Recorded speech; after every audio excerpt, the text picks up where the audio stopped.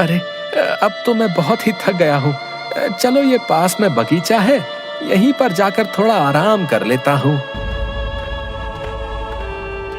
सुरेश बगीचे में आराम करने लगता है। वैसे उर्मिला आज बात तो सही कह रही थी, मुझे कोई ना कोई काम तो ढूंढना ही होगा। पर ऐसा कौन सा काम करूं जिससे बहुत सारा मुनाफा हो? अरे ये क्या, आम? क्यों ना मैं फलों का व्यापार करूं। हाँ, मैं अपना एक फलों का बगीचा लगाऊंगा। हाँ, और फिर मुझे बहुत सारा मुनाफा होगा। मैं आज ही शहर से बीज लेकर आता हूँ। अरे नहीं, पर उसमें तो बहुत समय लगेगा। तब तक मैं क्या करूंगा? और अगर मैं मंडी से फल खरीद कर भी बेचूं, तब भी मुझे ज्यादा मुनाफा नहीं होगा और मेहनत भी बहुत लगेगी। हाँ, तब तो मुझे कुछ और ही सोचना होगा। और इतनी मेहनत, ना बाबा ना, मैं नहीं कर सकता। मुझे कुछ और ही सोचना होगा। पर अभी तो मैं इस बगीचे से फल लेकर जाता हूं। उर्मिला और बच्चे खुश हो जाएंगे।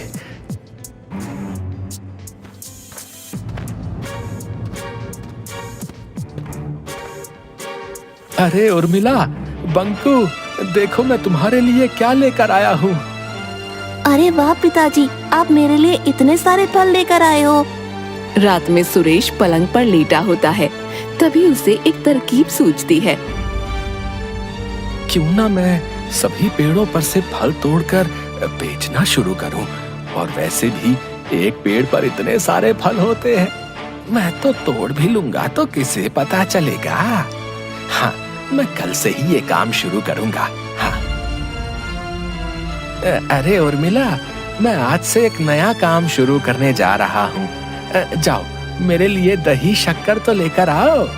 हाँ, वो सब तो ठीक है, पर तुम ऐसा कौन सा काम करोगे? अरे तुम आम खाओ, है? गुठलियां क्यों गिन रही हो? सुरेश एक सुनसान बगीचे में कुछ फल तोड़ने के लिए जाता है। चलो, आज का काम तो अच्छे से हो गया और कोई दिक्कत भी नहीं आई। अरे कुत्ते, ये कुत्ते यहाँ क्या कर रहे हैं? भागो भागो यहाँ से। हुश हुश। तभी कुत्तों से बचकर सुरेश भागने लगता है। जैसे तैसे उनसे बचकर वो घर पहुँचता है। आज तो बाल बाल बच गया, नहीं तो ये कुत्ते मेरी जान ही ले लेते। अरे उर्मिला, दरवाजा खोलो भाई। अरे ये क्या हालत बना कर आए हो और किससे मार खा कर आए हो? बताओ, ऐसा क्या काम कर रहे हो जो लोगों की मार खानी पड़ रही है? अरे वो मेरे पीछे कुत्ते पड़ गए थे, उनसे बचकर आया हूँ। अब हटो यहाँ से, तुम्हें तो मेरी कुछ पड़ी ही नहीं है। अरे अब मैं ऐसा क्या करूँ जिससे कि मैं अमीर बन जाऊँ? अगर मंडी से फल लेकर आया तो बहुत ही महंगे पड़ेंगे। तो अब मैं ऐसा क्या करूँ जिससे सांप भी मर जाए और लाठी भी ना टूटे? पिताजी, आप इतने मीठे फल कहाँ से लेकर आए? अगर मैं फलों का व्यापारी होता तो आपको इन फलों के दुगने तिगुने दाम दे देता। हाँ, इतने स्वादिष्ट फल तो मैंने आज तक नहीं खाए। और वहाँ से चला जाता है। हाँ, साहबजादे को बात बनाने को बोल दो बस। इतना आसान होता है क्या व्यापार करना जो दुगने तिगुने दाम दे देता? क्या दुगने और तिगुने दाम दे देता? हाँ, अब मुझे समझ में आ गया है कि मुझे क्या करना है। अब से मैं ऐसे ही पेड़ों पर से फल तोड़ तोड़ कर बाजार में बेच आऊंगा। वैसे भी एक पेड़ पर इतने सारे फल होते हैं, तो अगर मैंने कुछ फल तोड़ भी लिए तो किसे पता चलेगा। वाह सुरेश वाह, क्या दिमाग लगाया है तूने।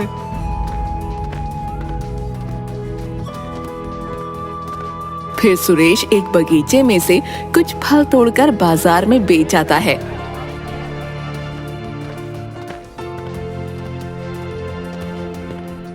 उर्मिला, अरे ओ उर्मिला।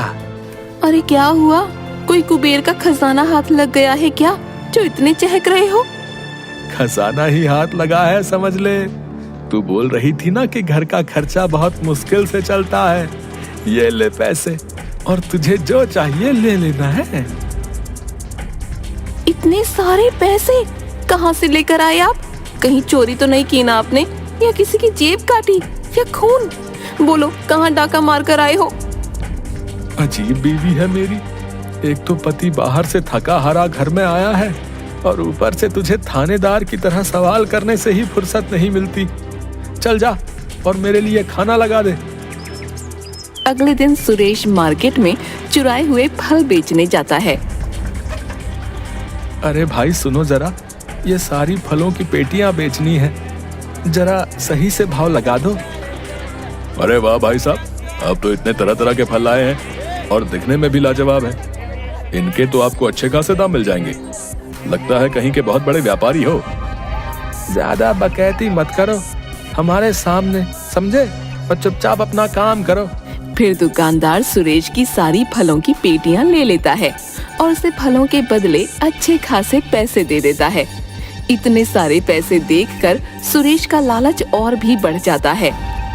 अरे वाह सुरेश, तू तो माला माल हो गया रे। अब तो मैं ऐसे ही रोज फल तोड़कर यहाँ पर बेचने आऊंगा। अरे वाह, आज तो मेरी चांदी ही चांदी है। मुझे ज्यादा मेहनत भी नहीं करनी पड़ी और इतने सारे पैसे भी मिल गए। कुछ हफ्तों तक सुरेश ऐसे ही फलों की चोरी करके मंडी में बेच आता। उसे इन सब से बहुत ज्यादा फायदा होने लगा, तो उसका लालच और भी बढ़ने लगा। ऐसा कौन सा काम करने लगे हो आप आजकल जो रातों रात इतने पैसे कमा लाते हो? कहीं कोई गलत काम तो शुरू नहीं कर दिया ना आपने?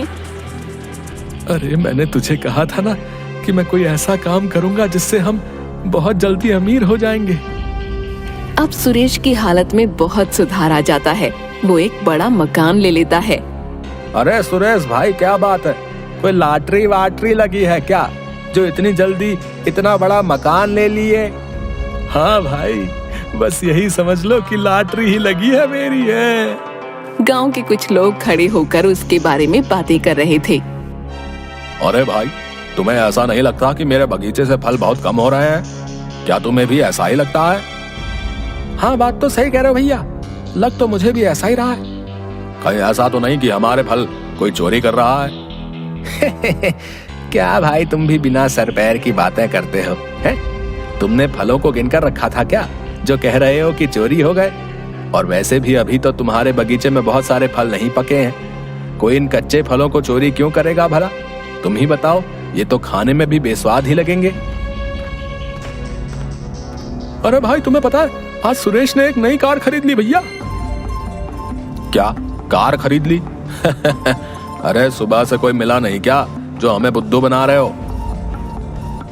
हाँ हाँ, यहाँ हम दिन रात मेहनत करते हैं पर फिर भी हमें घर का खर्चा चलाने में इतनी दिक्कत आती है। और वो तो निकम्मा है, वो भला कार कैसे खरीद सकता है बताओ? अरे नहीं नहीं, मैं सच कह रहा हूँ भैया, मैं अपनी आंखों से देखकर आ रहा हूँ।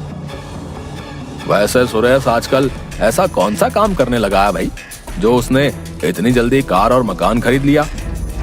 वैसे आजकल वो रोज सुबह सुबह शहर जाता है और देर रात को लौटता है। अगली सुबह सुरेश फिर चुराए हुए फलों को मंडी में जाकर बेच आता है।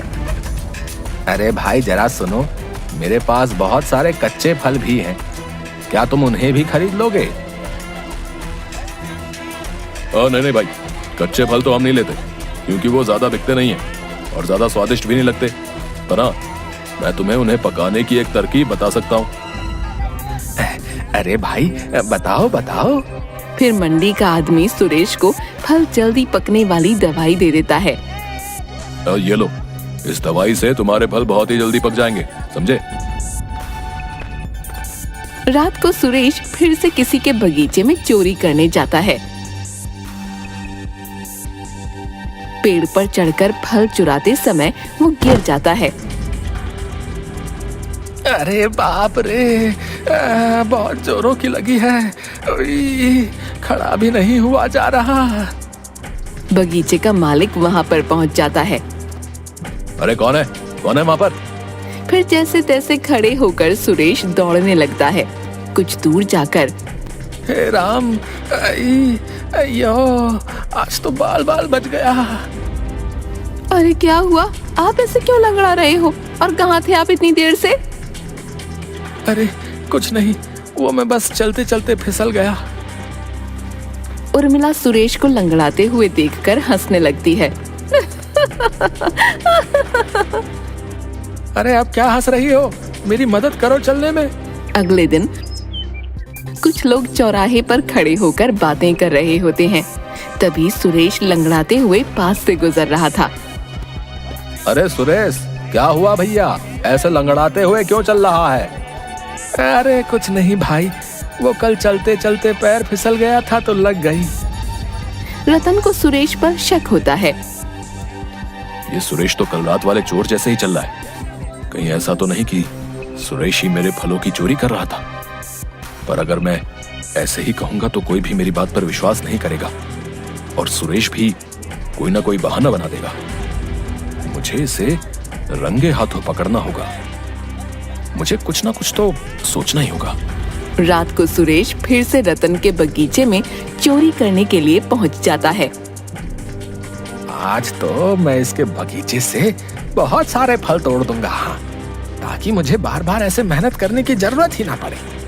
और वैसे भी आज तो मैं फलों को पकाने वाली दवाई भी तो लेकर आ गया हूँ, तो बस उसे इन कच्चे फलों में डाल दूंगा।